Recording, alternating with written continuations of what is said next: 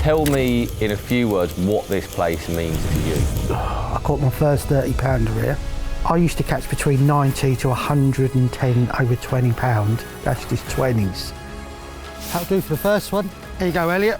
That's a cool one, isn't it? Yeah, I couldn't ask for a better carp, really. One of the old ones from Waveney Sea Lake. I remember catching him ages ago. I ain't caught him for years. Flipping freezing, my hands are like blocks of ice, and the carp are feeding. Let's just say I was with, I still have my Nash deal, and I was with Nash Bait. I got unlimited, so I got no squabs putting 20k a boilie with the hand of God. Crabbing baits, more importantly, wrapping hook baits. I've started to do that a lot more. I'd be walking at night and baiting up. It was like whatever. You imagine having 4 lakes, you were totally on it all the time. You know, I never lied what I was doing and what I was using. It was obvious. The Waveney Valley complex, somewhere that you are famed for fishing, but you're not the only one. Tell me in a few words what this place means to you. Well, I suppose I caught my first 30-pounder here and my second 30-pounder here. I learnt from a big name in carp fishing called Dave Thorpe. Showed me a hell of a lot how to, I don't know, basically catch carp in the winter over big beds of bait and that. Nylon hook links, small hooks, blah, blah, blah. That's an approach that I know that in the years to come, you used at a number of different venues. What is it about that, and what is it about this complex that you learn so much from? Well, when someone shows you a way forward and makes carp fishing look really easy when it's supposed to be sort of taboo catching carp consistently in the winter, especially over big beds of white boilies, I suppose it leaves a everlasting impression on what you or where you go in your fishing. So that's something I've never forgotten and always at times revert back to. Why white? I don't actually know that, but I would take it more as a visual thing. I mean, you imagine, like, I can remember Dave saying, I've got 1,000 10 or 12 mil white boilies out there. Now you imagine that laying on the bottom, it's a big glow in it. Do you know what I mean? It's like something shit. But I did take that to a different level. You know, I got no squams when I was using Nash bait, putting 20 kilos of white amber attract strawberry and coming back 2 to 3 days later and catching carp. And I don't mean 1, 2 days, I mean a few hours later, and crapping out all over the mat on hideous cold days.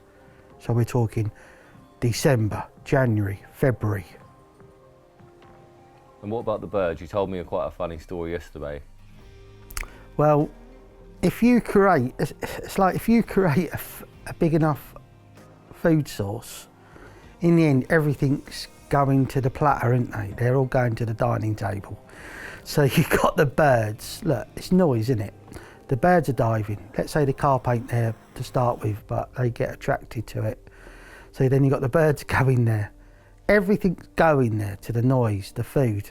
But I can remember Mike, he weren't too happy because he's had a house on D Lake. And of course, if they're eating white, they're going to ship patches of white everywhere. He used to moan quite often about that to me, but there's nothing I could do. He's quite happy with me feeding his fish, I presume, as well. So things like that would mark your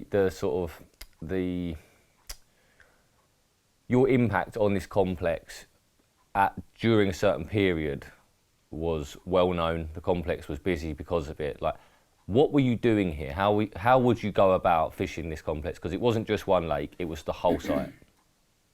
Right.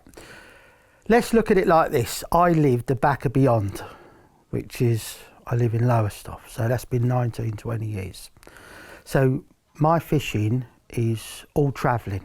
So you imagine Like, if I could live in the Staines area 20 miles away, 50 miles away, you imagine 50 miles living in Staines, going all the way round, what waters you'd have and what you could do baiting.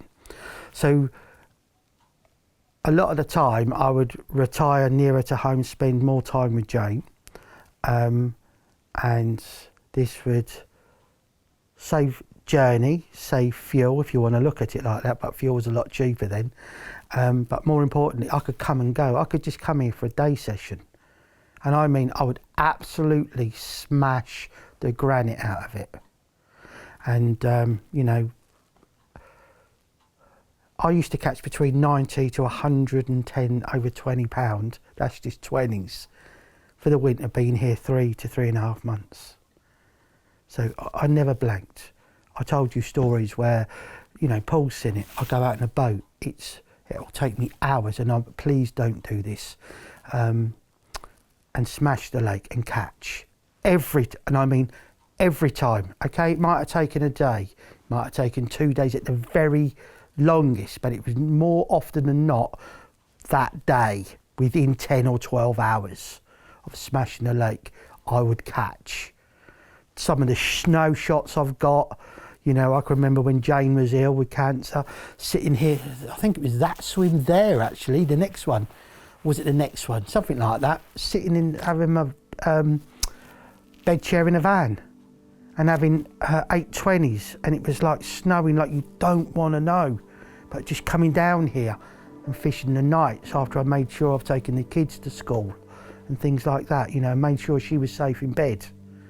In, out, in, out. I actually see the colours of this.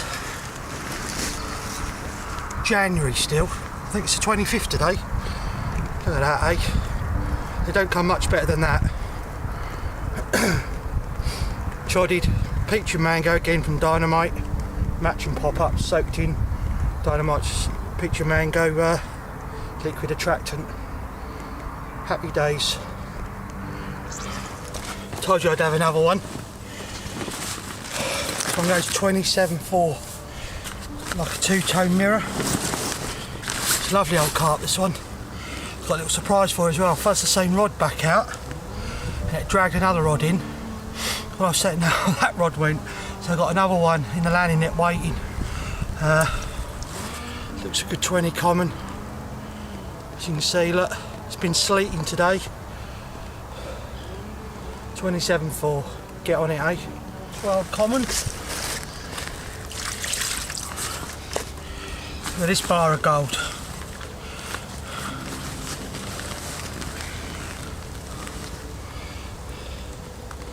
Even this one's got its fin up.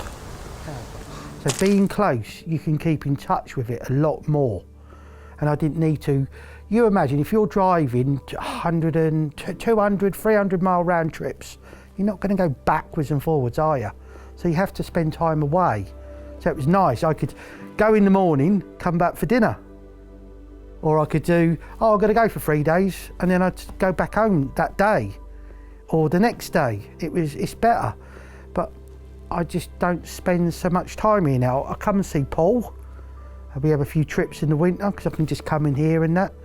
There's less places you can fish here now, like the public, because it's private. So it's just things change. You said something to me last night about breaking the ice. Going back to what you just said. You said breaking the ice wakes them up and then they're drawn to the oxygen. Can you just elaborate on that a little bit? Well, what you got to remember, look, I'm no scientist, okay, on the subject, but if there's a lid on it, what I mean, it's frozen and it's 1 week, 2 weeks, then you get a mild spell, it's raining, dripping.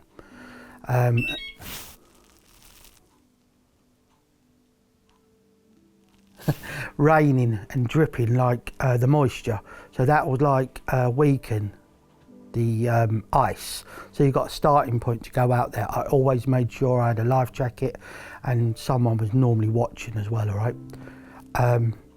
Now, the oxygen levels start to drop. This is what I've been led to believe. It might be right, it might be wrong, but there must be something in it.